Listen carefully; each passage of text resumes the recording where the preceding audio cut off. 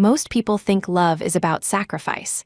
I learned the truth 3 levels underground, in a burning garage where the air tasted like gasoline and death. The alarms were screaming, drilling into my skull. The heat pressed against my skin like a living thing. My leg was twisted, useless. I reached out for him, my fiancé, the man I had loved for 3 years. "Ethan," I begged, my throat raw. "The water, please." He stood 5 feet away, holding a wet towel. He looked at me. Then he turned to the crying woman beside him. "Bella, she needs it more, Sienna," he said calmly, too calmly. "You're strong, you can crawl." The fire roared closer. I reached for him again, my fingers brushing the hem of his pants. "Ethan, please," he kicked my hand away. Not by accident, not in panic. A solid, deliberate kick. Bella glanced back over his shoulder as he dragged her toward the exit. She wasn't crying anymore. In the orange glow of the flames, she smiled. He left me to burn. Everyone thought I died that day, or worse, that I would forgive him. They were wrong. 3 months later. I stood in front of a floor-to-ceiling window, overlooking the city that still thought I was a victim. I wore a black dress that cost more than Ethan's car. Behind me, a man adjusted his cufflinks before handing me a glass of champagne. Jasper Sterling, the man who owned half this city. "Are you ready?" he asked quietly. I turned to my reflection in the glass. The girl who begged in the garage was gone. "I don't want to destroy him," I said. My smile was calm, my eyes were not.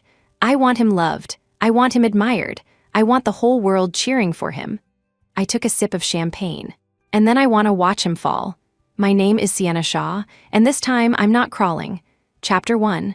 The kick, the sound of their footsteps fading away was worse than the screaming alarms. Click, click, click, then silence. I lay on the dirty concrete, the taste of gasoline and soot coating my tongue. My ankle throbbed with a hot, jagged agony, but the physical pain was distant, muted by the shock freezing my blood. "You're strong. You can crawl." Ethan's voice echoed in my mind. The same voice that had whispered promises of forever just last night. He hadn't panicked. That was the detail that broke me. He hadn't been an animal running blind with fear. He had been a calculator. He had looked at me injured, immobile. He had looked at Bella crying, safe, and he had done the math. She needs it more. I stared at the hand he had kicked. There was a smudge of dirt on my wrist from the sole of his shoe. He hadn't just stepped over me. He had used force to remove me from his conscience. A beam crashed down 20 feet away, showering sparks. The heat surged. I coughed, my lungs seizing as black smoke rolled over me like a tide. I dug my fingernails into the grease-stained floor and pulled. A scream tore from my throat. I managed an inch, maybe 2. The exit ramp was 50 yards away. I collapsed. My vision tunneled. I pictured Bella's face in the glow of the fire, the way her tears had stopped, the way the corner of her mouth had lifted. She knew he was choosing her. "I hate you," I thought, the emotion burning brighter than the fire. I waited for the end. Instead, I heard a roar. Twin beams of light cut through the smoke. Tires screeched against concrete. A sleek obsidian shadow smashed through debris and skidded to a halt inches from my head. The door flew open. Expensive leather shoes hit the ground. "Sienna," the voice was a growl. Strong hands grabbed me, pulling me up, shielding my face. I blinked through the haze. Sharp, angular features, eyes dark as smoke, burning with intensity. A bespoke suit already ruined by ash. I knew him, Jasper Sterling, the corporate raider, the shark. The man whose name, Ethan, was too afraid to even whisper. "Sienna, look at me," he commanded, sweeping me up as if I weighed nothing. "Can you breathe?" I coughed. "Jasper, I've got you." He kicked the passenger door wider and lowered me onto the seat. "We're leaving." Now, he didn't ask if I was hurt. He focused purely on extraction. As he leaned over to buckle me in, his hand brushed my wrist. The one Ethan had kicked. I hissed in pain. Jasper froze. His eyes narrowed. He saw the twisted ankle. And then his gaze landed on my hand. On the distinct, shoe-shaped bruise forming on my pale skin, he looked at the bruise. Then he looked at the empty space where my fiancé should have been. "Where is he?" Jasper asked. His voice dropped to a deadly quiet. I looked up at him, tears cutting tracks through the soot. "He left," I whispered. "Ethan, he left." Jasper's jaw clenched so hard a muscle feathered in his cheek. Bella was crying, I choked out. "I begged him, Jasper, I begged him. But he kicked me. He said she needed it more." The air in the car seemed to drop 20 degrees. Jasper went perfectly still. For a second, he looked terrifying, not a savior but a monster. "He kicked you," Jasper repeated. It wasn't a question. It was a clarification of a death sentence. "He left me to burn." Jasper reached out and brushed a lock of hair off my forehead. His touch was shockingly tender, a stark contrast to the violence in his eyes. "Sleep," he commanded softly. He rounded the car and slid into the driver's seat. The engine roared to life. He put the car in reverse, eyes locked on the rearview mirror. "He should have stayed," Jasper said, his voice void of any emotion. He shifted gears, launching us out of the grave Ethan had left me in. It would have been faster. The car surged forward, and as darkness took me, the last thing I felt was not fear. It was certainty. Ethan Montgomery was already dead. He just didn't know it yet. Chapter 2. The 4K truth. I woke up to the smell of antiseptic masked by expensive lilies. My head was heavy, my throat raw, but the first thing that registered was the silence. Not the heavy, suffocating silence of the garage, but the quiet hum of a room that cost more per night than most people made in a month. I blinked my eyes open. Silk curtains, marble floors. A view of the city skyline that stretched endlessly into the twilight. I wasn't in a normal hospital room. I was in a suite. "You're awake." The voice came from the corner shadows. Jasper Sterling was sitting in a velvet armchair, a laptop balanced on his knees. He had discarded his ruined jacket, his tie was loosened, and the top button of his shirt was undone. He looked tired, dangerous. "Jasper." My voice was a rasp, like sandpaper dragging over stone. He was by my side in an instant, a glass of water already in his hand. "Slowly," he murmured, supporting my head as I drank. The water was cool, soothing the fire in my throat. But as my senses returned, so did the memories. She needs it more. The kick, the smirk. A tremor started in my hands and spread through my body. Not fear, rage, a cold, consuming rage. "Where is he?" I asked, my voice barely a whisper. Jasper's expression darkened. He set the glass down with precise, controlled movement. "Outside," he said, "playing the grieving fiancé. He's been giving interviews for the past 5 hours." "Interviews?" Jasper didn't answer. He picked up a remote and clicked the wall-mounted TV on. The screen flickered to life. A news channel. The headline banner screamed in bold red, "Tragedy averted. Heroic Air SAVES fiancé's best friend." And there he was, Ethan. He stood in front of the smoking ruins of the garage, surrounded by microphones. He looked disheveled, soot carefully smudged on his cheek, shirt untucked just enough to look desperate but still handsome. "It was a nightmare," Ethan was saying to a reporter, wiping a tear from his eye. His voice broke perfectly. "I tried to go back. I tried so hard, the heat was intense. I couldn't breathe, but the firefighters held me back. I thought I lost her. My Sienna, she is my life." The camera panned. Bella was huddled in a blanket nearby, clutching a cup of coffee, looking traumatized and fragile. "Ethan is a hero," Bella sobbed into a microphone. "He saved everyone he could. He saved me." I felt something snap inside me. I grabbed the heavy glass water pitcher from the bedside table and threw it. It smashed against the TV screen, water and glass exploding across the room. "Liar," I screamed, tearing at the IV in my arm, ignoring the sting. "He left me," he kicked my hand away, he gave her the water, my chest heaved. I was gasping for air, the monitor beside my bed beeping frantically. "He kicked me, Jasper, he kicked me." Jasper caught my wrists before I could hurt myself. He didn't struggle. He simply pinned me gently against the pillows, his weight anchoring me, his eyes locking onto mine. "I know," he said firmly. "You don't know," I cried, tears hot and angry on my cheeks. "Nobody knows, they think he's a hero." "I know," Jasper repeated, his voice cutting through my hysteria. "Because I saw the tape." I froze. "The tape? The garage belongs to one of my subsidiaries," Jasper said. A cruel, predatory smile touched his lips. "I have the security feed. 4K resolution, audio included." He released one of my hands to pull his phone from his pocket. He tapped the screen and held it up. There it was, the grainy but unmistakable footage. The explosion, Ethan running, me falling.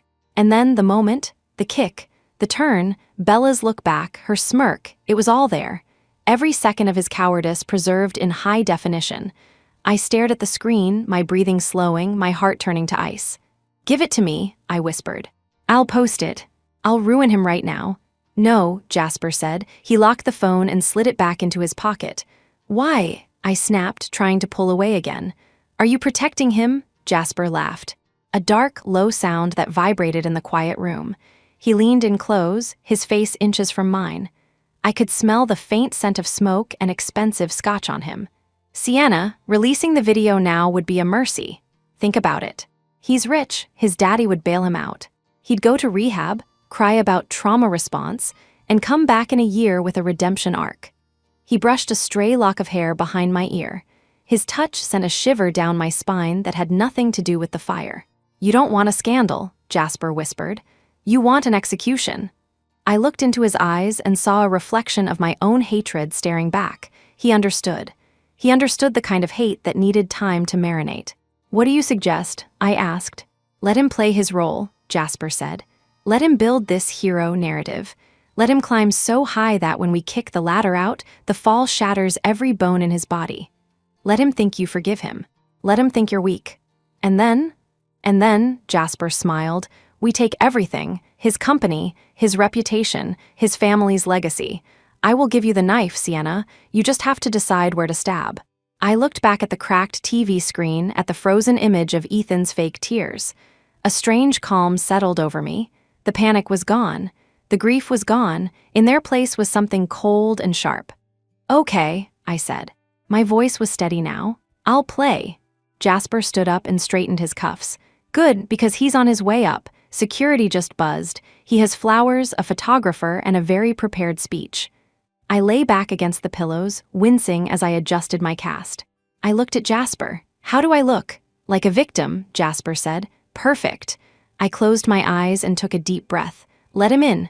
Chapter 3. The performance, Sienna, oh God, Sienna, the door burst open before I could even prepare myself. Ethan rushed in, a whirlwind of frantic energy and expensive cologne that barely masked the scent of artificial smoke he had undoubtedly applied for the cameras. He threw himself at the side of my bed, grabbing my uninjured hand with both of his. You're alive, I prayed to every god I thought I lost you. He buried his face in my palm, his shoulders shaking. From the doorway, flashes went off. Click, click, click. He had brought a photographer. Of course he had. I looked down at the top of his head. His hair was perfectly tousled. His grip was tight, possessive. I wanted to vomit. I wanted to scream. I wanted to wrap my fingers around his throat and squeeze until his lies stopped. But Jasper was leaning against the far wall, arms crossed, face unreadable in the shadows. His presence was a silent command. Stick to the script. I took a slow breath. I let my eyes widen. I let my lip tremble. And then I pulled my hand away. Ethan looked up, startled. His tears were dry, but his expression was practiced concern. Babe, what's wrong? It's me. You're in shock, I know. I'm here now. I shrank back against the pillows, pulling the sheet up to my chin. I stared at him with blank, terrified eyes. Who are you? I whispered. The room went dead silent. The photographer lowered his camera. Ethan froze, his brow furrowed in genuine confusion. What? My voice shook. I remember the fire. I remember the smoke. But who are you? Why are you holding my hand? Ethan laughed nervously, a sharp, incredulous sound. He glanced at the photographer, then back at me. Sienna, stop joking. It's me, Ethan, your fiancé. We've been together for 3 years. Fiancé? I repeated the word like it was foreign. I looked past him, scanning the room frantically until my eyes landed on Jasper. Is that true? I asked, looking at Jasper with desperate, pleading eyes. Why would I marry a man I don't know? Ethan turned sharply, finally noticing the man in the shadows. His face drained of color. Mr. Sterling, Ethan stammered, standing up too quickly. The arrogance bled out of his posture instantly. What? What are you doing here? Jasper pushed off the wall and walked into the light. He moved with the lazy grace of a predator who had already cornered its prey. He stopped right next to my bed, placing a hand on the headboard, inches from my shoulder. I own the hospital, Jasper lied smoothly. His voice was low, commanding. Miss Shaw was brought in as a Jane Doe. I took a personal interest in her survival. Ethan narrowed his eyes. He sensed the threat, the proximity, the power dynamic, but he was too desperate to understand it fully. Well, thank you for your interest, Ethan said, trying to regain control. But she's my fiancée. I'll take care of her now. You can leave. He reached for me again. Sienna, look at me. It's the trauma. It happens. Just let me. I flinched violently away from his touch. Don't touch me, I cried out, my voice shrill with fake panic. I don't know you, please. Just leave me alone. Ethan recoiled as if slapped. Sienna, stop this. You're making a scene. She asked you to stop, Jasper said. It wasn't loud. It didn't need to be. She's confused, Ethan snapped, his patience fraying. He turned back to me, his voice dropping to that condescending tone I knew so well.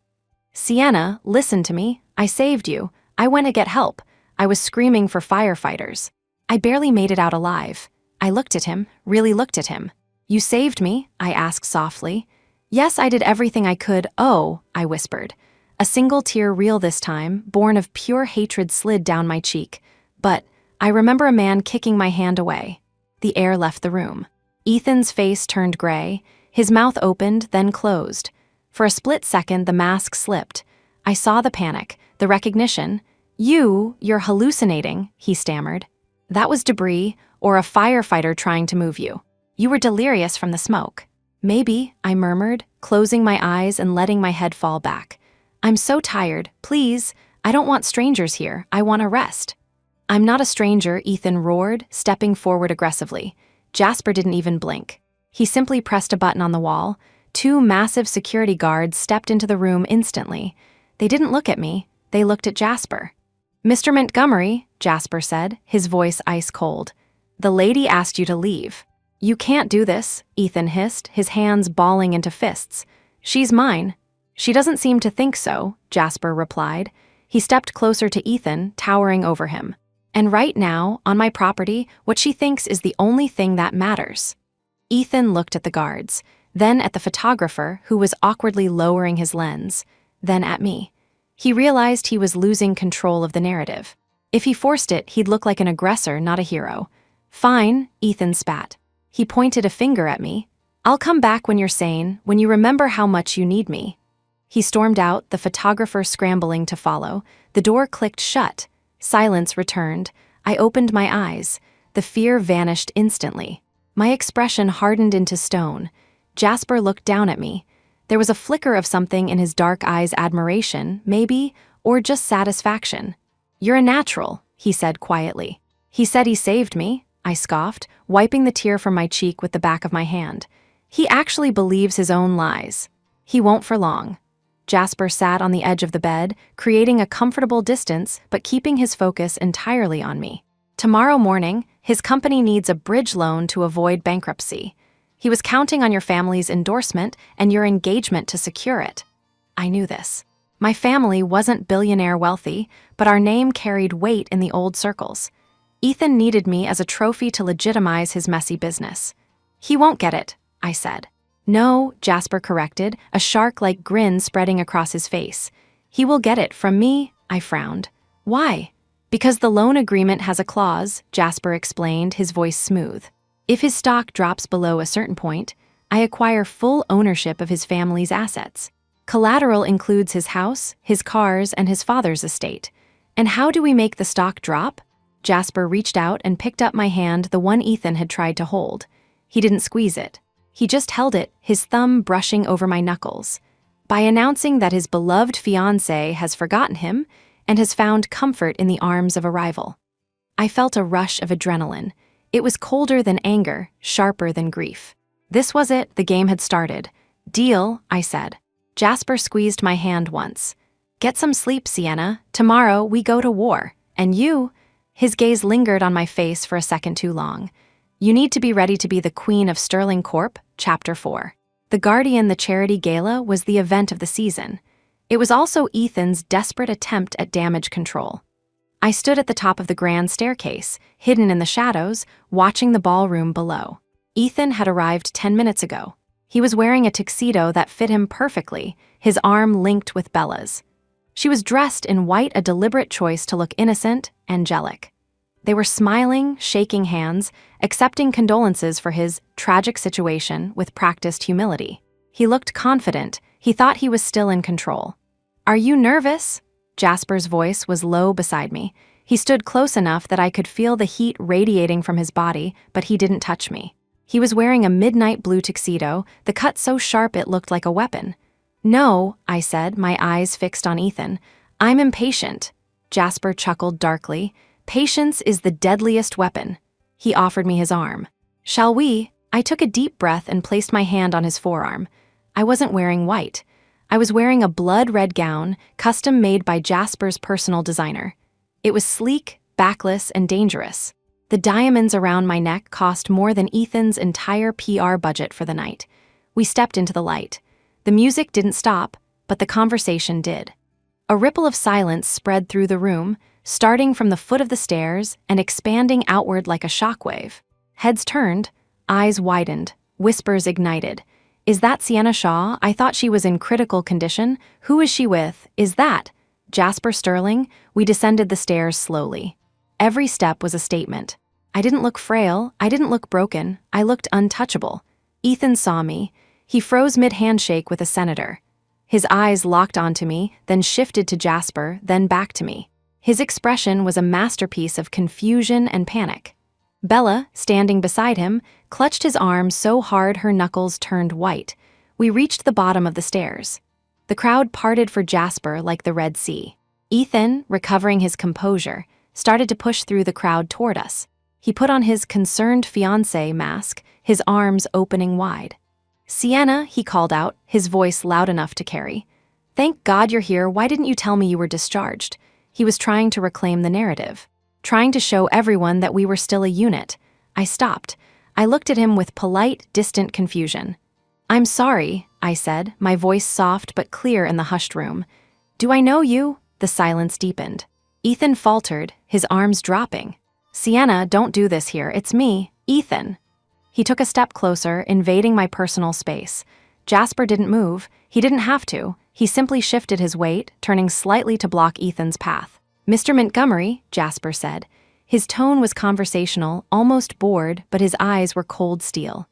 "Miss Shaw is currently under my care. Her doctors advised against stressful encounters." "Your care?" Ethan scoffed, his jealousy flaring. "Since when are you her guardian?" "She's my fiancé." "Was," Jasper corrected, the word hung in the air. "Was," Ethan repeated, his face reddening. "Miss Shaw has no memory of an engagement," Jasper said smoothly, addressing the crowd more than Ethan. "And until she does, she is a free agent under the protection of the Sterling Foundation." He looked down at me, his expression softening into something indistinguishable from adoration. "Are you all right, Sienna?" "I'm fine," I said, offering him a small, grateful smile. Then I looked at Ethan again. "I'm sorry, sir. You seem very intense. Perhaps you should calm down." "Sir?" I called my fiancé sir. People around us started whispering. Ethan looked like he'd been slapped. Bella tried to step forward to play the best friend card. "Sienna, it's me, Bella," she cried, forcing a wobbly smile. "You wouldn't treat your best friend like this, would you?" I looked at her. I let my gaze travel slowly from her carefully chosen white dress to her desperate face. "I don't recall having friends who dress like that," I said innocently. A few people snickered. Bella gasped, covering her chest. Ethan looked ready to explode, but he couldn't. Not here. Not in front of the senator, the investors, the press. "Come, Sienna," Jasper said, dismissing them entirely. "The host is waiting." He led me away. We walked past them without looking back. As we moved deeper into the ballroom, I felt Ethan's gaze burning into my back. I felt his humiliation radiating through the room. "That," Jasper whispered in my ear, "was excellent." I took a sip of champagne from a passing tray. "It was just the appetizer," I replied. Across the room, Ethan was furiously texting on his phone. He was probably trying to freeze my accounts, to cut off my resources, to force me back to him. Little did he know, he was about to find out that his credit limit was the only thing frozen tonight. I glanced back at him one last time, my eyes cold. Let's see how long his confidence lasts. Chapter 5. The declined card the next day, the sun was shining, but for Ethan Montgomery, the forecast was catastrophic.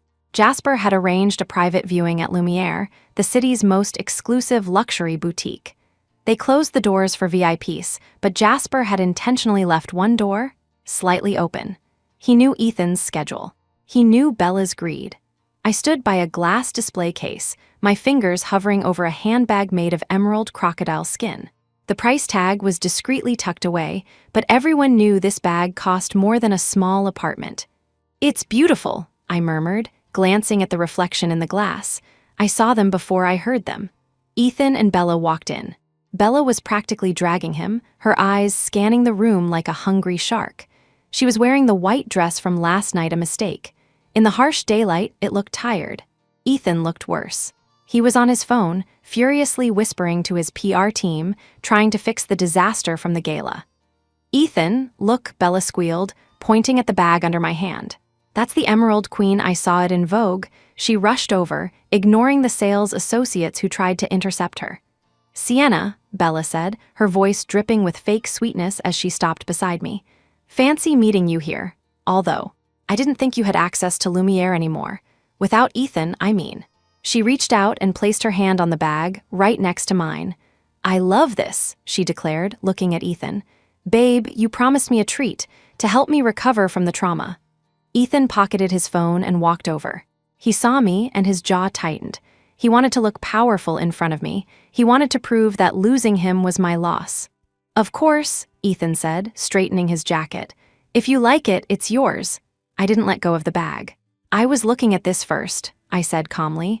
"But you can't afford it," Bella smirked, tugging on the handle. "Ethan represents the Montgomery estate. You represent— what? A charity case?" I looked at Jasper, who was sitting on a velvet sofa across the room, flipping through a magazine. He caught my eye, a microscopic nod. The trap is set. I smiled at Bella. A slow, yielding smile. "You're right," I said, releasing the bag. "It feels a bit heavy for me anyway. It requires a certain type of person to carry it." Bella snatched it up, clutching it to her chest like a trophy. "It's perfect." "Wrap it up," Ethan commanded the sales clerk, throwing a look of triumph in my direction. "And add those shoes she was looking at. In fact, get her the scarf too." He was showing off. He was bleeding money. He didn't have to prove a point. We moved to the counter. The atmosphere in the store shifted. The staff sensed the tension. "That will be $140,000, sir," the clerk said professionally. Ethan didn't blink. He pulled out his black card, the symbol of his family's unlimited wealth. He slapped it onto the glass counter with a confident thud.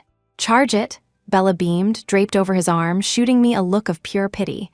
"Maybe next time, Sienna." "Oh, wait, there won't be a next time." The clerk swiped the card. Silence. Then a harsh, mechanical sound echoed through the quiet boutique.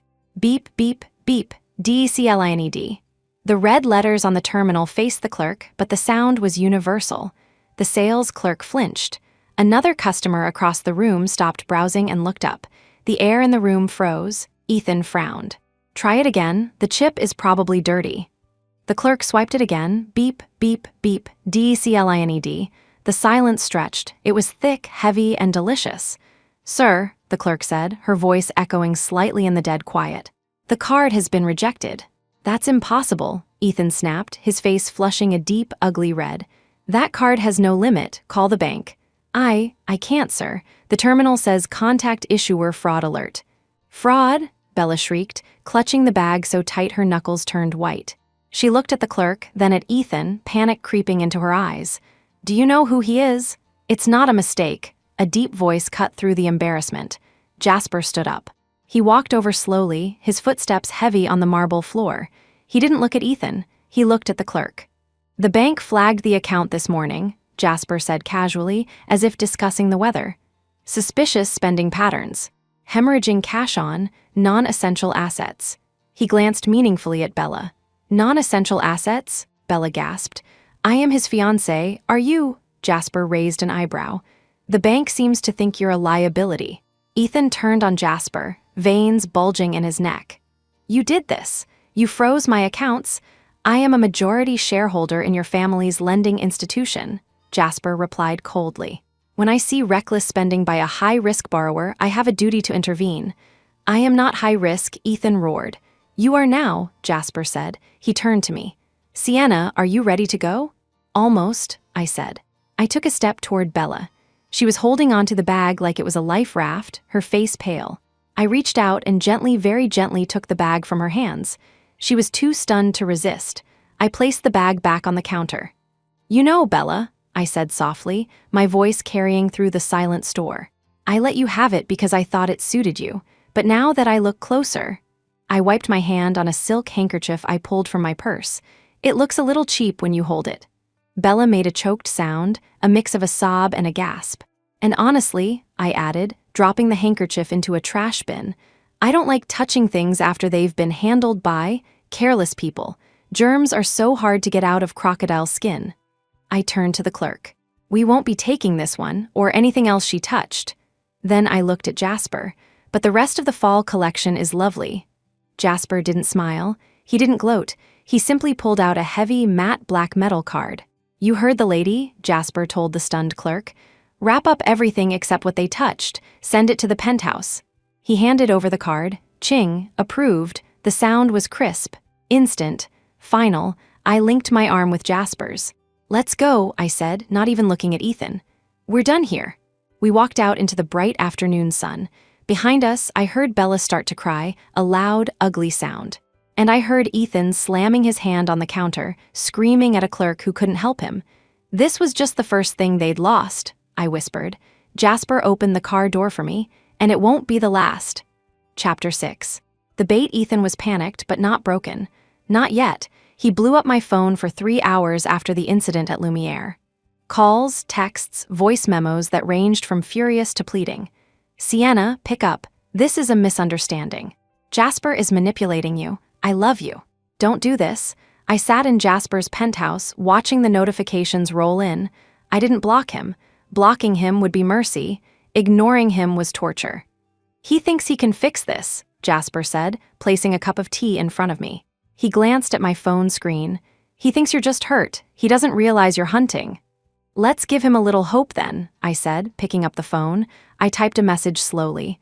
I typed like I used to, carefully, hesitantly, as if I still needed his approval, as if I were afraid of saying the wrong thing. "I don't know what to believe anymore, Ethan. Everything is so confusing. I need time to think." Alone, I hit send. It was perfect.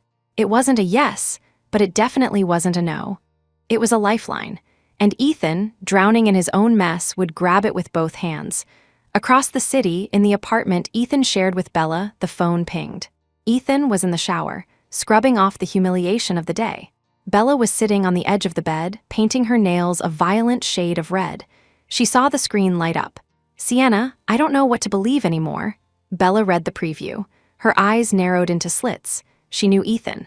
She knew that if Sienna offered him even a sliver of a chance to get back his family's money and his reputation, he would take it. He would dump Bella in a heartbeat. "No," Bella whispered. "I won't let you win." She deleted the notification from the lock screen. But she knew it wasn't enough. She needed to secure her own position. She needed money, real money, not just gifts Ethan bought with his father's credit cards. She knew Ethan's passwords. He was careless with security, always had been. He left his laptop open on the desk. Bella walked over to it. She logged into his company's expense account. Jasper had mentioned something at the hospital, something about a loophole. She didn't understand the details, but she knew how to transfer funds labeled as consulting fees. Her finger hovered over the keyboard. She wanted to take everything, but she was smart enough to be scared. She typed in $50,000, just enough to disappear if she had to, not enough to trigger an immediate audit, or so she thought. She hit transfer. It was easy. Too easy. She didn't know that the loophole wasn't a mistake. It was a trapdoor, and Jasper Sterling was holding the rope. When Ethan came out of the bathroom, towel around his waist, he looked at his phone. He saw the message history. "Sienna, I need time to think. Alone." He let out a breath he didn't know he was holding. Relief washed over his face. "She's not gone," he muttered to himself, a smile creeping onto his face. "She's just confused. I can fix this." He looked at Bella, who was innocently blowing on her nails. "Bella," he said, his tone shifting. He didn't even look at her directly. "I need you to stay at a hotel tonight." Bella's smile faltered. "But babe, I thought we were going to dinner. You said we needed to talk." "Not tonight," Ethan said dismissively, already turning back to his mirror. "I need quiet. Go." He was already pushing her away. It wasn't even a decision, it was an instinct. Bella stood up, grabbing her purse. She didn't argue. She had $50,000 in her account now. She had insurance. "Fine," she said, pecking him on the cheek. He barely reacted. As she walked out the door, her smile vanished. She wasn't going to a hotel. She was going to spend that money before he noticed it was gone. Ethan sat on the bed and typed a reply. Ethan, take all the time you need, Sienna. I'll be here waiting. I love you. I read the message in the penthouse and showed it to Jasper. He took the bait, I said. Jasper nodded, looking at a notification on his own tablet. And Bella just triggered the embezzlement alarm, he said. The trap has snapped shut. I leaned back, closing my eyes. Good, I whispered. Now let's cut off his supply. Chapter 7. The silent takeover the next morning. While Ethan was waiting by his phone for a text that would never come, I was sitting in Jasper's boardroom. The table was made of black glass, slick and cold. On the giant screen in front of us was a digital map of the Montgomery family's business empire. It looked impressive from a distance, a sprawling network of factories, shipping lines, and retail outlets. But up close, it was bleeding. They're over-leveraged here, I said, pointing a laser pointer at a cluster of factories in the southeast. And here, their supply chain relies on a single vendor for raw materials. Jasper sat at the head of the table, his eyes fixed on me. He wasn't looking at the map. He was looking at how I dissected it. You know their business better than he does, Jasper noted. I ran it for 3 years, I said simply. Ethan was the face, I was the brain. He never bothered to read the contracts. I circled a specific node on the map. This is their Achilles heel, I said. The distribution center in the port. Their contract is up for renewal next week. If they lose this hub, they can't ship product to their retailers. They'll bleed cash within 48 hours. Jasper leaned forward, steepling his fingers. And who owns the distribution center? I smiled, a cold, sharp smile. Technically, a shell company based in Singapore. And who owns the shell company? You do, I said. Jasper's lips curved. It wasn't a smile of amusement, it was a smile of predation. How long have you known? He asked. Since I negotiated the original lease for Ethan 2 years ago, I replied. I always wondered why the terms were so favorable. Now I know, you were waiting. I was waiting, Jasper corrected, his voice low, for the right moment. He picked up his phone and dialed a number. He put it on speaker. Yes, Mr. Sterling, a crisp voice answered. The Montgomery lease renewal, Jasper said. Cancel it. Sir, the voice hesitated. They are our biggest tenant. If we cancel, the facility will be empty. I didn't say leave it empty, Jasper said, his eyes locking with mine. We have a new tenant ready to move in. Immediate occupancy. Understood, sir. And the reason for termination? Tell them, Jasper paused, glancing at me. Tell them we're pivoting to a higher quality partner. He hung up, just like that. A $10 million contract erased in 10 seconds. What about the raw materials? Jasper asked, turning back to the map. Their supplier is struggling with cash flow, I said. If someone were to offer to buy their entire stock up front for a 20% premium, they would break their exclusivity agreement with Montgomery Corp in a heartbeat, Jasper finished the thought. He tapped a few keys on his laptop. Consider it bought. He looked up at me. Anything else? I looked at the map one last time. I saw the empire I had helped build, the legacy Ethan was so proud of. It looked fragile now, like a sandcastle waiting for the tide. Their PR firm, I said. They're on a monthly retainer. Ethan is late on his payments. He always is. I'll have my team make them an offer they can't refuse, Jasper said. By noon, Ethan won't just be out of product. He'll be voiceless. He closed his laptop. The screen went black. It's done, Jasper said. By the time he realizes what's happening, he'll be bleeding from a dozen wounds he can't even see. I stood up and walked to the window. The city stretched out below us, indifferent and cruel. My phone buzzed. It was Ethan. Ethan. Just checking in, hope you slept well. I'm heading to the office now to close that big deal. Everything is going to be fine, babe. I read the message and laughed. A dry, humorless sound. He was heading to the office to close a deal that didn't exist anymore, using a supply chain that had just been bought out from under him to sell products he couldn't ship. Everything is going to be fine, I whispered to the glass. Behind me, Jasper stood up and walked over. He didn't touch me. He just stood there, a solid, immovable presence at my back. He's walking into a slaughterhouse, Jasper said. He built it himself, I replied. I just stopped opening the door. An hour later, Ethan stormed into his office, coffee in hand, feeling optimistic. He had Bella under control, he thought. He had Sienna softening, he thought. His secretary looked pale. "Mr. Montgomery," she stammered, "we have a problem." "What is it?" Ethan asked, annoyed. "Did the coffee machine break again?" "No, sir, it's the distribution center. They just emailed. They're evicting us, effective immediately." Ethan dropped his coffee. It splashed onto his expensive shoes, staining the leather. "Evicting us? That's impossible, call them back." "I tried, sir. They said the space has already been leased to a new tenant." "Who?" Ethan roared. "Who could possibly take that much space on such short notice?" The secretary looked down at her tablet, her hands shaking. "Sterling Industries, sir." Ethan froze. The name hit him like a physical blow. Before he could process it, his phone rang. It was the factory manager. "Mr. Montgomery, the raw materials truck never showed up. The supplier says they sold our batch to another buyer." "Who?" Ethan whispered, dread pooling in his stomach. "Sterling Industries." Ethan sank into his chair. The room seemed to spin. His phone buzzed again, a text from his PR firm. "Due to overdue payments and a conflict of interest with a new client, we are terminating our contract effective immediately." The new client, he didn't even have to ask. Sterling. Ethan stared at his phone. The screen blurred. He thought he was playing a game of love and patience with Sienna. He thought he was managing a jealous ex in Jasper. He realized, too late, that he wasn't playing a game at all. He finally understood the rules. There were none. Chapter 8. The pariah word travels fast in high society. Faster than light, faster than sound, and certainly faster than Ethan's PR team could spin a lie. The annual industry gala was supposed to be Ethan's playground. It was where deals were shaken on, where alliances were forged over crystal flutes of champagne. But tonight, the air was different. I stood on the mezzanine balcony, looking down at the glittering crowd below. Jasper was beside me, leaning against the railing, a glass of whiskey in his hand. "Watch," he said simply. Below us, Ethan and Bella had just arrived. Bella was wearing a new dress, something flashy, covered in sequins that caught the light too aggressively. I recognized the designer. It was expensive, and I knew exactly which consulting fees had paid for it. She walked in with her chin high, expecting the usual swarm of photographers. But the cameras didn't flash. The photographers lowered their lenses. One man meticulously began cleaning his lens cap.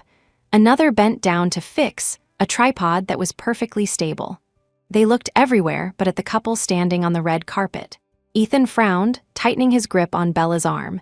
He scanned the room for a friendly face. He spotted Mr. Henderson, a key investor he had worked with for years. "Mr. Henderson," Ethan called out, putting on his best smile. "Good to see you." Mr. Henderson looked up. He saw Ethan, then he saw Bella. His expression didn't change. He simply turned his back. Literally turned his back. He started an animated conversation with the person next to him, effectively cutting Ethan out of existence. Ethan froze, his smile faltered. "He didn't hear me," Ethan muttered to Bella, though his voice lacked conviction. They moved deeper into the room.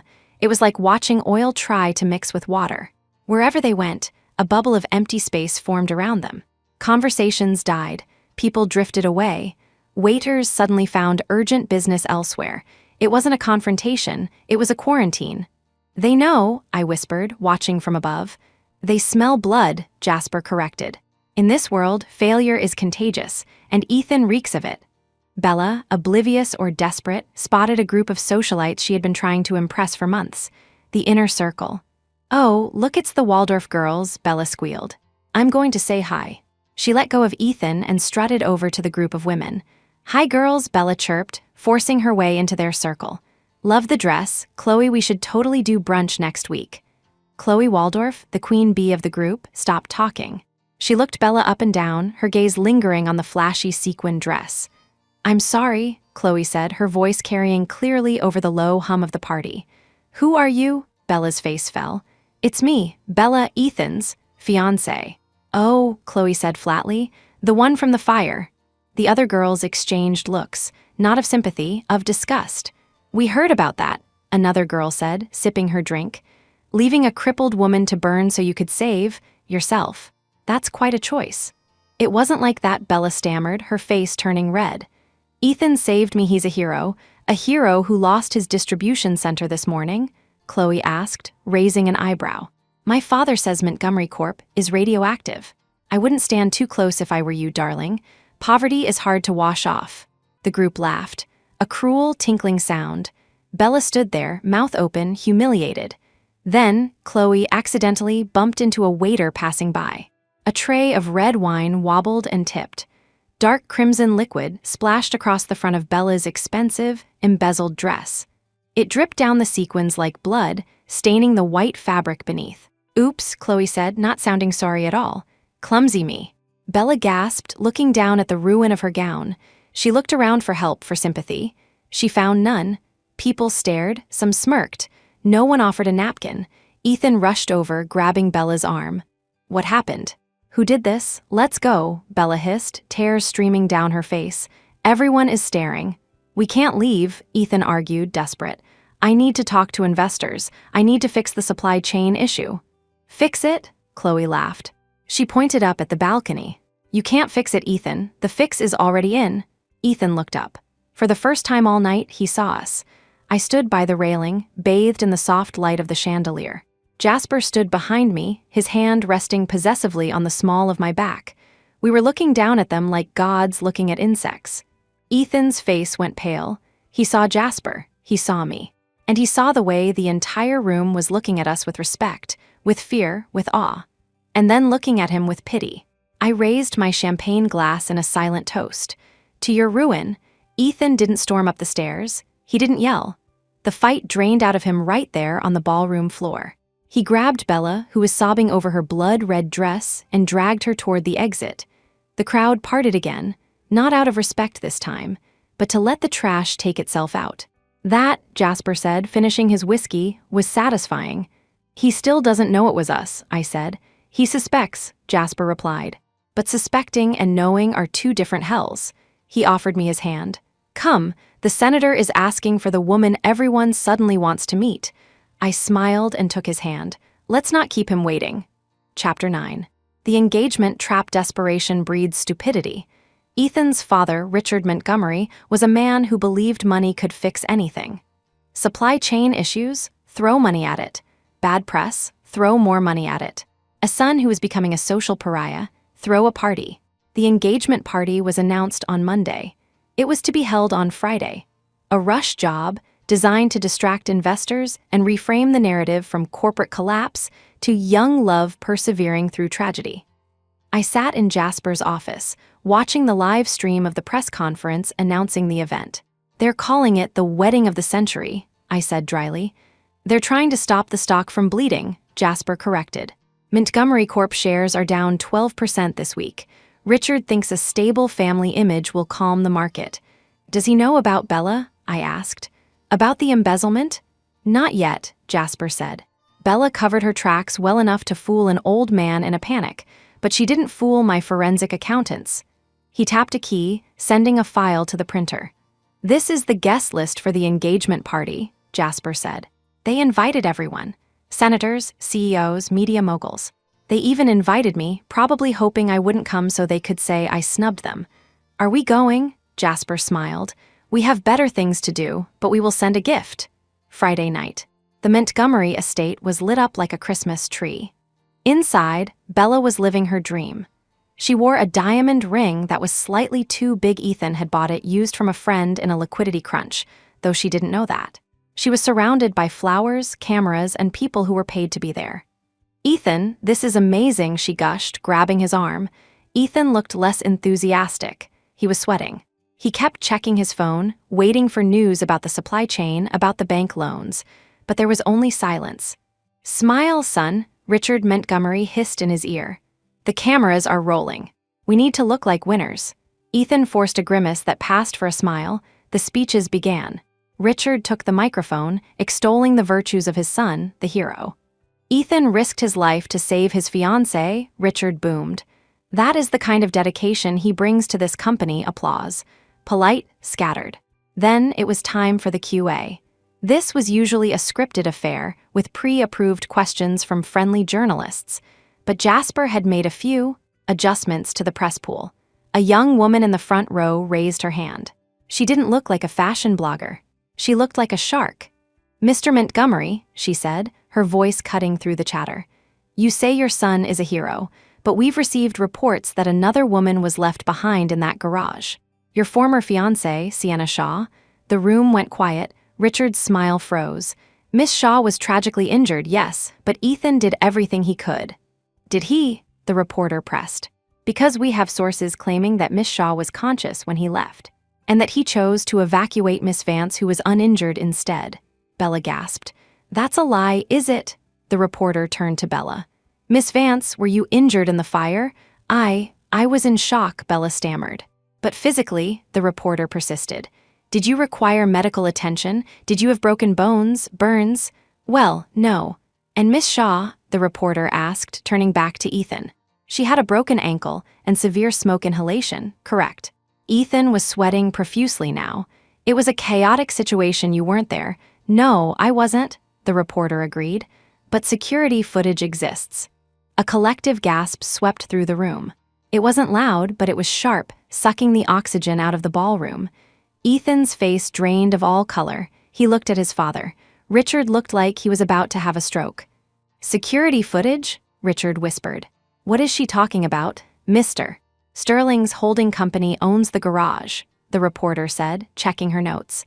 I assume you've seen the footage, Mr. Montgomery, since you're so confident in your son's heroism. Ethan couldn't speak. He felt the phantom weight of his foot connecting with Sienna's hand. He felt the ghost of Bella's smirk. This is ridiculous, Richard roared, grabbing the microphone. This press conference is over security. Remove this woman, but the damage was done. The live stream comments were exploding. The hashtag Montgomery lie was already trending. Bella looked around, realizing that the eyes on her weren't filled with envy anymore. They were filled with suspicion. Ethan, she whispered, clutching her diamond. This will ruin us, my reputation. She didn't ask about the footage. She didn't ask about the truth. She only asked about herself. Ethan pulled his arm away, rougher than he intended. Shut up, he hissed. Across town, in the quiet of the penthouse, Jasper and I watched the feed cut to black. Happy engagement, I whispered, raising my glass. Jasper closed the laptop. They're ready, Jasper said. Now we move. Chapter 10. The crack money is silence. It keeps problems quiet. But when the money runs out, the noise becomes deafening. By Monday morning, Montgomery Corp was screaming. I sat in Jasper's office, watching the real-time financial data on the main screen. Red lines plummeted like stones dropped in water. 3 banks have pulled their credit lines, Jasper announced, reading a report. His suppliers are demanding cash on delivery. His payroll account is overdrawn. And Richard? I asked. Richard is in the hospital with exhaustion, Jasper said, which means he's hiding. He left Ethan holding the bag. Ethan was alone. In his office, Ethan stared at his computer screen. His inbox was full of legal threats. His phone wouldn't stop ringing. He needed $5 million by noon, not for a luxury purchase, but for payroll. If he missed it, the labor board would shut him down before the banks even got a chance. He looked at Bella, who was sitting on the sofa, scrolling through Instagram, deleting hate comments. Bella, Ethan said, his voice tight. What? She snapped, not looking up. Do you know what people are saying about me? They're calling me a gold digger, a homewrecker. We need cash, Ethan said, ignoring her complaint. Liquid cash, now, so call your dad. He's not answering. Ethan stood up and walked over to her. He looked at the emerald handbag sitting next to her, the one I had let her buy, the one that cost a fortune. I need you to sell the bag, Ethan said. Bella froze. She looked up at him slowly. Excuse me? The bag, Ethan repeated, pointing at it. And the jewelry, and the car I bought you last month. We need to liquidate assets. Bella snatched the bag and clutched it to her chest. Are you insane? This is mine, you gave it to me. I bought it with company funds, Ethan yelled, his patience snapping. Funds we need to pay back before I go to jail? That's not my problem, Bella screamed back. You're the CEO, fix it. I am trying to fix it, but you spent $50,000 on clothes last week. Give me the bag, Bella. He reached for it. Bella recoiled, her nails digging into the leather. No, you can't take it. It's the only thing I have left. You have me, Ethan shouted. Bella looked at him, really looked at him. She saw a man who was losing his hair from stress, whose suit was wrinkled, whose eyes were wild with panic. She saw a sinking ship. That's not enough, she spat. Ethan stared at her, stunned. Before he could respond, his secretary buzzed in. Mr. Montgomery, There's a call on line 1. It's a representative from Sterling Capital. Ethan's heart stopped. Sterling, Jasper. He looked at the phone like it was a bomb. But he also looked at it like it was a lifeline. He grabbed the receiver. "This is Montgomery." "Mr. Montgomery," a smooth, professional voice answered. "We understand you are experiencing a liquidity crisis. Mr. Sterling is willing to discuss a bridge loan." Ethan closed his eyes. Relief washed over him, hot and shameful. "I'm listening," he whispered. "However," the voice continued, "Mr. Sterling has conditions. He requires a face-to-face meeting. Tonight, at his private residence." "I'll be there," Ethan said immediately. "Alone," the voice added. "No lawyers and certainly no entourage." Ethan looked at Bella, who was still clutching the handbag, glaring at him with pure contempt. "Understood," Ethan said. "I'll be alone." He hung up. He looked at Bella. "Keep it," he said quietly, turning away. "I won't need souvenirs." He grabbed his jacket and walked out. Bella watched him go. As soon as the door closed, she pulled out her phone. She dialed a number she had saved under emergency contact. It wasn't the police. It was Julian Rhodes, Ethan's biggest competitor, and his former best friend. "Julian?" Bella purred into the phone, her voice shifting instantly from angry to seductive. "It's Bella, we need to talk. I have information." I watched the surveillance feed from Ethan's office on my tablet. Jasper had bugged the room weeks ago. "He's coming," I said. Jasper nodded, pouring 2 glasses of wine. "And Bella just called Julian Rhodes," he added. "She's trying to jump ship." "Predictable," I said. "He's walking into the lion's den," Jasper said, handing me a glass. "Are you ready to face him?" I took a sip of the dark red wine. "Let him in," I said. Chapter 11. The judgment. The rain started at dusk, a heavy, relentless downpour that turned the city into a blur of gray. Ethan's car pulled up to the gates of the Sterling estate. He was alone, no driver, no Bella. Just him, his ruined reputation, and a briefcase full of financial statements that proved he was bankrupt. The gates opened slowly, soundlessly. He drove up the long, winding driveway. The estate was massive, a fortress of stone and glass perched on a cliff overlooking the ocean. It was wealth on a scale Ethan had never truly understood.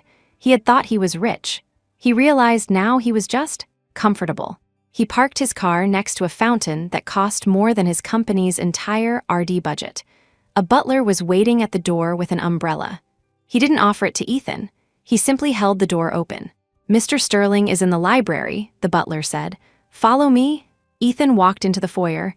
It was cavernous, silent. His footsteps echoed on the marble floor. He felt small, insignificant. He was led down a long hallway lined with art. Real art, not prints, not investments, collections. The butler opened a set of double doors. "Mr. Montgomery," the butler announced, then stepped back and closed the doors. The library was dark, lit only by a roaring fire and the ambient glow of the city through the windows. The walls were lined with books from floor to ceiling. Jasper sat in a leather wingback chair by the fire, a glass of amber liquid in his hand. He didn't stand up. He didn't look up. "Sit," Jasper said. He pointed to a small, hard wooden chair placed in the center of the room. It looked like an interrogation chair. Ethan hesitated, his pride bristling for a second. But then he remembered the bank notices. He remembered Bella's contempt. He sat. "Thank you for seeing me, Jasper," Ethan started, trying to sound professional. "I know we've had our differences, but we haven't had differences," Jasper interrupted, finally looking at him. His eyes were cold, bored. "You were an annoyance. Now you're a beggar. There's a distinction." Ethan flinched. "I'm here to discuss a business proposition. Montgomery Corp is facing a temporary liquidity crisis. If you provide the bridge loan, I can offer you equity." 10%, Jasper laughed. It was a dry, hollow sound. 10% of 0 is 0, Ethan swallowed hard. 20%. Jasper took a sip of his drink. "I don't want your equity, I don't want your company. It's a sinking ship, and the rats are already jumping off." "Then what do you want?" Ethan asked, desperate. "Why did you agree to see me?" "Because," a voice said from the shadows, "we wanted to see you beg." Ethan spun around in his chair. I stepped out from behind a bookshelf. I was wearing a silk robe, a glass of wine in my hand. I looked comfortable. I looked at home. Ethan's jaw dropped. "Sienna," he whispered. What are you doing here?" "I live here, Ethan," I said, walking over to Jasper. I sat on the arm of his chair, resting my hand on his shoulder. Or rather, I'm staying here. Jasper has been very accommodating. Ethan looked from me to Jasper, the realization hitting him like a truck. You're together? We are aligned, Jasper corrected. Ethan stood up, his face flushing red. This was a setup. You planned this. You froze my accounts. You bought the distribution center. Sit down, Jasper commanded. His voice wasn't loud, but it carried the weight of absolute authority. Ethan sank back into the chair, defeated. Why? Ethan asked, looking at me. Why are you doing this? Because you kicked my hand, I said simply. Ethan flinched. I told you that was an accident. I was panicking. And now you're panicking again, I said, taking a sip of wine. Let's see who you kick this time. Jasper placed a document on the table between them. This is the loan agreement, Jasper said. It covers your payroll, it covers your suppliers, it keeps you out of prison. Ethan reached for it, his hands shaking. Wait, Jasper said, placing his hand over the paper. There are conditions. Anything, Ethan said. I'll sign anything. Condition 1, Jasper said. You will hold a press conference tomorrow, a global live stream. Okay, a press conference, I can do that. Condition 2, I added. You will tell the truth about the fire, about Bella. About everything, Ethan paled. I can't, my father. Condition 3, Jasper continued, ignoring him. You will do it alone. No Bella, no PR team, just you, a microphone, and the world. Ethan stared at the document. He looked at me. He looked at Jasper. He realized he had no choice. If I do this, Ethan whispered, will you save the company? Jasper smiled, a shark smelling blood. If you do this, Jasper said, we will consider it. It was a lie, we both knew it. But Ethan was desperate enough to believe it. He picked up the pen. I'll do it, he said. He signed his name. I watched him sign his death warrant. Good, Jasper said, taking the document back. Now get out of my house. Ethan stood up. He looked at me one last time, his eyes pleading. Sienna, please. Get out, I said. He turned and walked away, his shoulders slumped, a broken man. As the heavy doors closed behind him, Jasper looked up at me. He actually signed it, Jasper said, sounding almost disappointed. He thinks he can talk his way out of it, I said. He thinks he's charming. He's wrong, Jasper said. He reached out and tucked a strand of hair behind my ear, his touch lingering. Tomorrow, he whispered, we burn him down for good. Chapter 12. The setup the morning of the press conference, Ethan woke up feeling something he hadn't felt in weeks, hope. He stood in front of the mirror, rehearsing his lines. I made a mistake, he whispered to his reflection, practicing a look of profound regret. I was scared, but I love her. I have always loved her. He squeezed his eyes shut. He counted silently. 1, 2, 3. A single tear rolled down his cheek. Perfect, he muttered, wiping it away. He checked his phone. No messages from Bella. She hadn't come home last night. He didn't care. Once he saved the company, once he was a hero again, he could deal with her. Or replace her. A car arrived to pick him up. It was a Sterling car. The driver didn't speak. He drove Ethan to a massive event space in the financial district. When Ethan walked in, he was stunned. The stage was set up like a TED Talk. Huge screens, professional lighting. Hundreds of seats filled with journalists from every major network. Jasper hadn't skimped. He had built a global stage. Mr. Montgomery, a makeup artist said, steering him into a chair. Mr. Sterling requested a natural look. We want you to look relatable. She dabbed powder on his face, accentuating the dark circles under his eyes, making him look paler, more tragic. Authenticity tests better with audiences, she added casually, brushing a stray hair out of place on purpose. Ethan didn't notice the manipulation. He was too busy looking at the teleprompter. Is the speech loaded? He asked. Yes, sir, a technician said. Exactly as you wrote it. Up in the control booth, hidden behind tinted glass, I sat next to Jasper. The room was filled with monitors. One showed the audience. One showed Ethan on stage. And one showed a paused video file labeled Garage Cam 04, MP4. He looks nervous, Jasper observed, leaning back in his chair. He looks like an actor waiting for his cue, I said. Jasper handed me a headset. You're the director today, Sienna. I put on the headset. I could hear everything, the murmur of the crowd, the hum of the equipment, Ethan's shallow breathing as he waited in the wings. Can he see us? I asked. No, Jasper said. To him, we are just the gods in the machine. Ethan walked onto the stage. The applause was polite but muted. The world was waiting to see if he was a villain or a victim. Ethan gripped the podium. He looked out at the sea of cameras. He took a deep breath. "Thank you all for coming," he began, his voice trembling just the right amount. "I know there have been rumors, accusations, and today, I want to set the record straight." He looked up at the camera, his eyes wide and sincere. "I am not a perfect man," he said, "but I am a man who loves deeply." And on that terrible night, I looked at the monitor showing the paused video. My finger hovered over the enter key on the control board. "Wait," Jasper said softly. "Let him finish the intro. Let them believe him first." I pulled my hand back. Ethan continued. "On that night, I made a choice that haunts me, but I want you to know." He paused for effect. He counted to 3 again. A tear fell. "I would have died for her." The audience leaned in. The comments on the live stream started to shift. "He sounds sincere. Maybe we judged him too quickly. Poor guy, he really loves her." "He's good," Jasper admitted. "He's a sociopath," I corrected. "Are you ready?" Jasper asked. I looked at Ethan on the screen. He was wiping away the tear.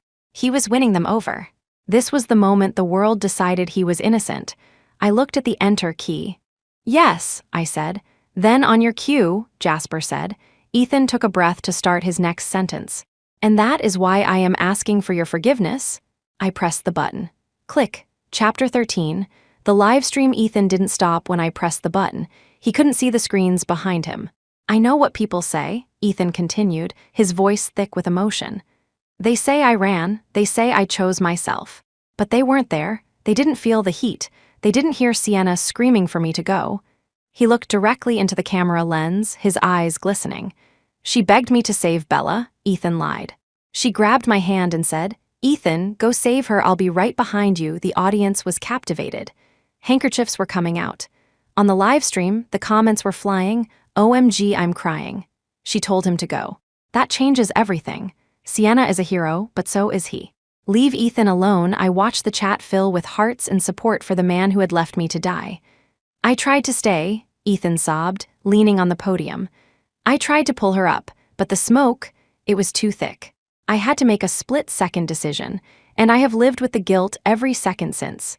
He paused, looking down at his hands, the hands that had tried to save me. "I love Sienna Shaw," he whispered into the microphone. "And if I could go back, I would trade places with her in a heartbeat." The room was silent. A perfect, respectful silence for a grieving hero. Then, the screens behind him flickered. Ethan didn't notice. He was basking in the applause that was just starting to ripple through the crowd. The massive LED wall behind him went black. Then, a timestamp appeared in the corner. October 14, 11:42 p.m. The audience gasped. The applause died instantly. Ethan frowned, sensing the shift in the room. He turned around. The video began to play. It was crisp, clear, 4K resolution. There was the fire, there was the smoke, and there we were, me on the ground reaching out, my mouth moving, begging. Ethan standing 5 feet away holding a wet towel. Bella crying fake tears. The audio cut in, sharp and undeniable. "Ethan, please. The water." My voice, thin and terrified. "She needs it more, Sienna." Ethan's voice boomed through the auditorium speakers. "You're strong. You can crawl." Ethan froze. He stared at the screen, his face draining of blood until he looked like a corpse. "No," he whispered. That's not."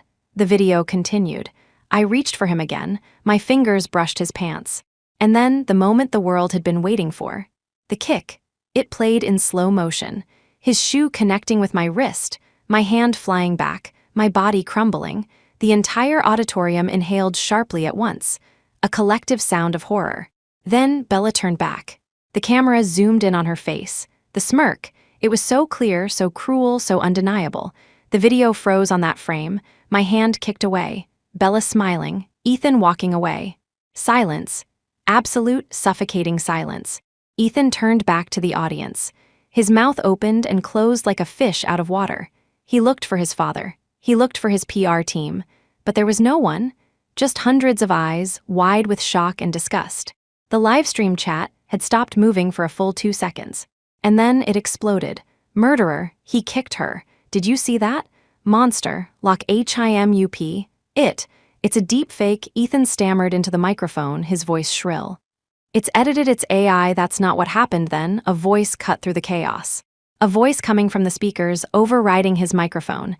You said you saved her? Jasper's voice. Calm, cold, Ethan looked up, searching for the source. You said she told you to go? Jasper continued. Who is that? Ethan screamed. Cut the feed, turn it off. You said you would trade places with her. I leaned into the microphone in the control booth. Tell them, Ethan, I said. My voice was steady. It echoed through the hall like judgment itself. Ethan flinched as if I had struck him. He looked up at the tinted glass of the control booth. Tell them how heavy your foot felt when it connected with my hand. Ethan backed away from the podium. He tripped over a cable and fell hard onto the stage. He scrambled backward, crawling away from the giant screen, away from the image of his own cruelty. But the screen was everywhere. He was trapped. Cameras flashed now, blinding and relentless, not capturing a hero, capturing a coward crawling on the floor. It wasn't me, he shrieked, tears streaming down his face, real tears this time. Bella made me do it, she said we had to go, it was her, and just like that, he threw her under the bus. In the control booth, Jasper took off his headset. He's done, Jasper said. I looked down at the man on the stage, writhing in the spotlight of his own making. No, I said. Now the rats start eating each other. I turned off the mic. Cut the feed. Chapter 14. The dogfight, the feed was cut, but the cameras in the auditorium were still rolling. And so were the thousands of cell phones in the audience. Ethan was on his knees, still trying to crawl away from the giant screen that had just broadcast his soul to the world. It wasn't me, he screamed again, his voice cracking. Bella, where is she? She made me leave, she said Sienna was dead. He looked around wildly, searching for a scapegoat. He found one.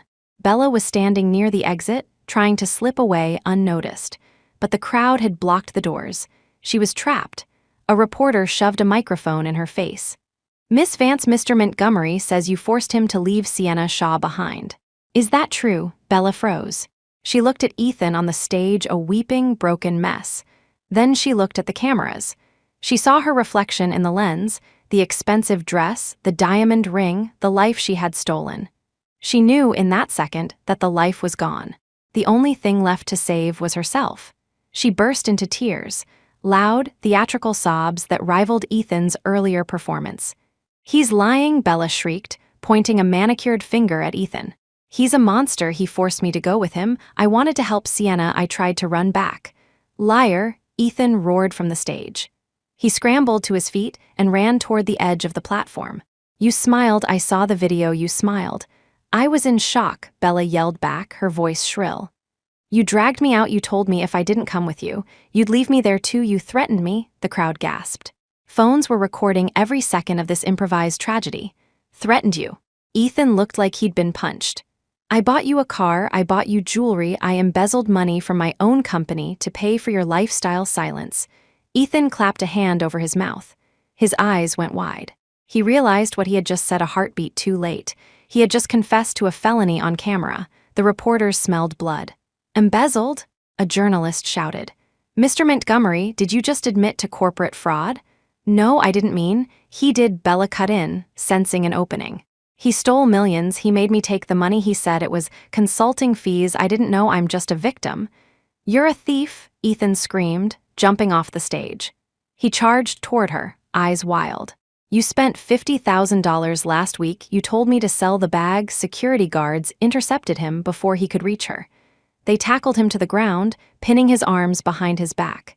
Get off me, Ethan thrashed. Arrest her, she's the one who spent it.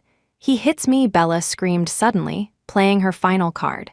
She ripped the sleeve of her dress, revealing nothing but flawless skin, but the implication was enough.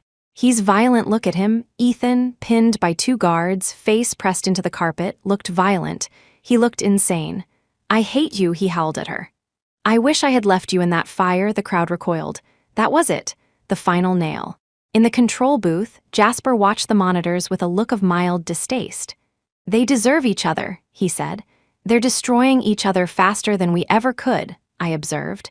My phone buzzed. It was a notification from the police scanner app Jasper had installed, dispatched to all units. Disturbance at the financial center. Corporate fraud suspect on site, assault in progress. The police are on their way, Jasper said. I looked down at the chaos below. Ethan was being handcuffed by private security. Bella was giving an exclusive interview to CNN, painting herself as a survivor of domestic abuse and corporate coercion. It was ugly. It was pathetic. And it was over. Let's go, I said, standing up. I don't want to be here when the smell gets worse. We took the private elevator down to the garage. We didn't see Ethan being dragged out the front door. We didn't see Bella being questioned by the arriving officers. We got into Jasper's car. The city lights blurred past us, clean and bright. Where to? Jasper asked. Home, I said, not the hospital, not the past, home. As we drove away, I checked my phone one last time. Ethan Montgomery arrested was trending one worldwide. Bella Vance fraud was too. I turned off my phone. The rats had eaten each other. Now, the rest of the world would sweep up the bones. Chapter 15. The father's judgment. Richard Montgomery watched his son's arrest on live television from his hospital bed. He didn't cry. He didn't call a lawyer. He called his board of directors. Activate the contingency plan, Richard wheezed into the phone. Cut him loose. Within an hour, a press release was issued. It was short, brutal, and devoid of any paternal warmth. Montgomery Corp. Condemns the actions of former CEO Ethan Montgomery. Effective immediately, he has been removed from all executive positions. The board is cooperating fully with law enforcement. Ethan was no longer an heir. He was a liability. At the airport, Bella Vance was trying to board a flight to Chelum. She had packed light. Just the essentials. Her passport, the jewelry she had stolen from Ethan's safe, and the phone she had used to transfer the embezzled funds. She was wearing oversized sunglasses and a scarf, hoping to blend in. But her face was plastered on every screen in the terminal. She reached the check-in counter, her hands trembling. One way to Chelum, she whispered. The agent scanned her passport. She frowned. Miss Vance, yes, Bella said, heart pounding. I'm afraid there's a problem with your ticket. What problem? I paid cash. It's not the payment, the agent said, looking over Bella's shoulder. It's the flag on your passport. Bella turned around. 2 federal agents were walking toward her. They didn't look like they were in a rush. They looked like they knew she had nowhere to go. Bella Vance, one of them said, holding up a badge. You're under arrest for grand larceny and wire fraud. No, Bella shrieked, backing away. It wasn't me, it was Ethan, he made me do it. We have the transfer logs, Miss Vance, the agent said calmly. And we have a statement from the forensic accounting firm that tracked the funds to your private account. The accounting firm owned by Jasper Sterling. Bella looked around the terminal. People were filming her. The same phones that had captured her smirk in the garage were now capturing her downfall. She tried to run. She made it 3 steps before she was tackled. As they handcuffed her, dragging her screaming through the terminal, she saw her own face on the TV screen above the bar. Bella Vance arrested was trending. She had finally become famous. Ethan was sitting in a holding cell when his lawyer finally arrived.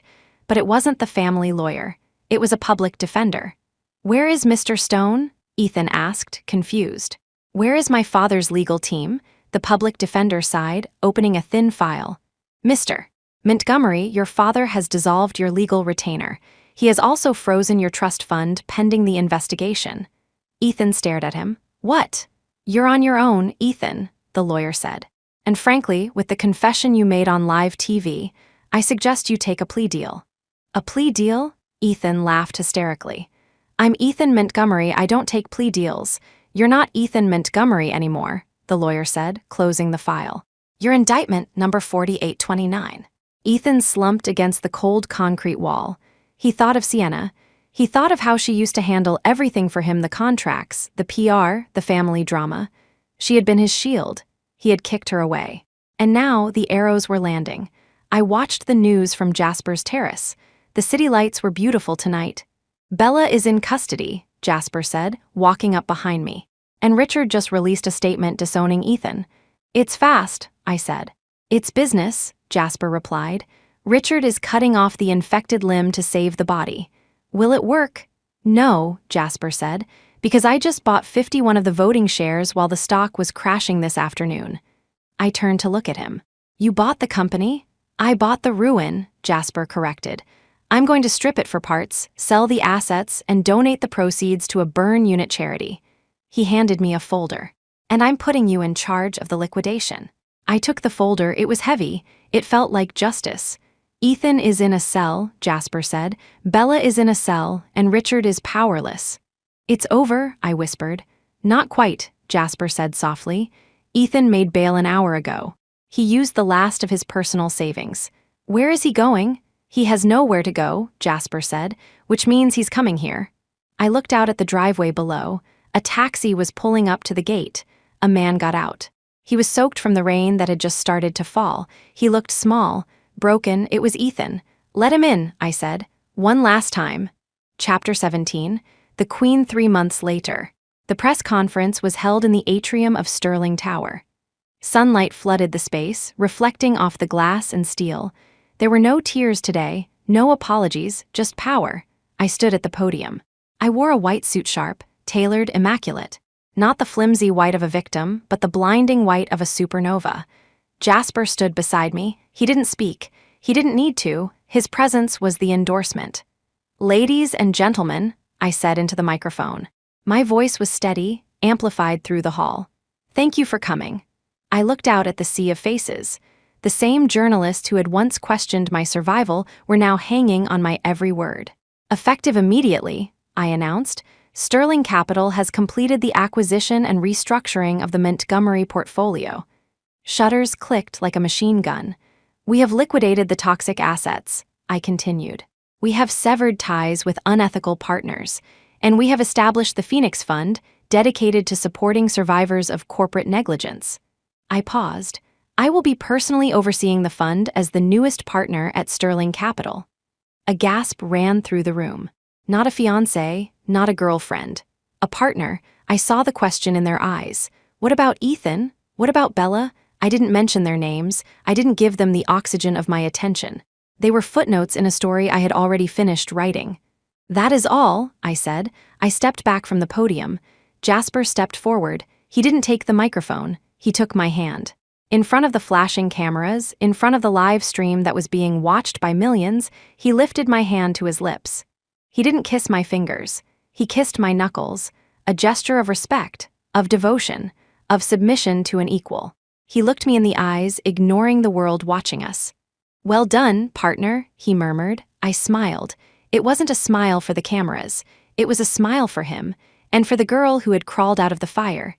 She wasn't crawling anymore. We walked off the stage together. The applause was deafening, but it sounded distant. We walked through the lobby, past the security guards, past the awestruck staff. We walked out into the city that was ours. I didn't look back at the cameras. I didn't look back at the past. The queen had taken her throne, and the king was holding the door. Chapter 18. The aftermath 6 months later. The wedding was small, just family, a few close friends, and the ocean breeze. There were no helicopters, no live stream, no press release. Just Jasper holding my hand, his palm warm against mine, as we stood on the terrace of the estate where he had once judged Ethan. We didn't say vows about saving each other. We promised to stand together. Simple, quiet, true. That night, in a cramped studio apartment on the outskirts of the city, a man sat on the edge of a mattress on the floor. Ethan Montgomery was eating instant noodles. The microwave hummed in the corner, the only sound in the room besides the static of a small, cheap television. He looked older, thinner. The arrogance was gone, replaced by a permanent slump in his shoulders. He worked at a warehouse now, stacking boxes for a logistics company that used to belong to him. He picked up the remote and flipped through the channels. News, sports, weather. Then, a segment on the local news caught his eye. Sterling Capital announces record profits for the quarter, the anchor said.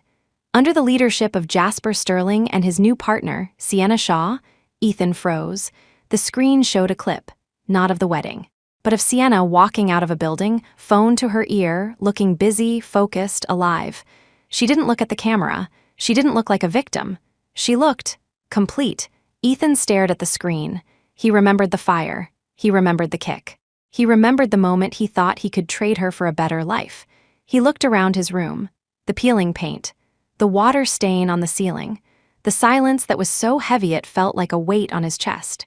He realized, finally, that he hadn't traded her. He had traded himself. He turned off the TV. The screen went black, reflecting his own hollow face. He didn't cry. He didn't scream. He just finished his noodles in the dark. The next morning, I woke up early. The sun was just starting to rise over the ocean, painting the sky in shades of pink and gold. Jasper was still asleep beside me, one arm thrown protectively over my waist. I slipped out of bed and walked to the kitchen. I made coffee. The smell filled the room, rich and grounding. I walked out onto the balcony, wrapping a blanket around my shoulders. The air was cool and salty. I took a sip of coffee and looked out at the horizon. I thought about the garage. I thought about the smoke. I thought about the girl who had begged for water. She felt like a stranger now, a distant memory of someone I used to know. I wasn't angry anymore. I wasn't afraid. I was just here. Jasper walked out onto the balcony, sleep-tousled and warm. He wrapped his arms around me from behind, resting his chin on my shoulder. "What are you thinking about?" he murmured. I leaned back against him. "Nothing," I said. And it was the truth. I wasn't thinking about revenge or justice or the past. I was thinking about breakfast. "I'm hungry," I said. Jasper laughed, a low rumble against my back. He kissed my cheek. "Then let's eat." The end.